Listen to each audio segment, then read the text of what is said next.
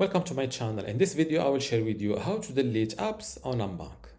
Here, if I go, or yes, I have an app on that I want to delete. So the app name is a Power Soft Screenshot. As you see, this is the app. When I open this app, it shows up here this clipper or icon. If I click on it, those are the screenshot app that I want to delete. Let's quit and open it again to make sure that this is the app. As you see, it shows up here.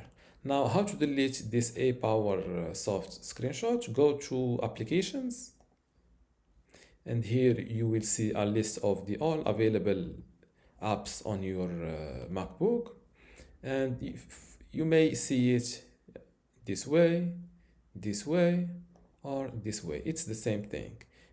Personally, I prefer having a list. So click on list, then select the app that you want to delete. First, make sure to quit the app or close it like this, and click on the app that you want to delete and select move to trash. They ask you for the password. Fill it like this, click on OK, and just like that the app is deleted. Now let's search for it again, a Power Soft. As you see, there is no app available to open, and this is how to delete apps on a Mac.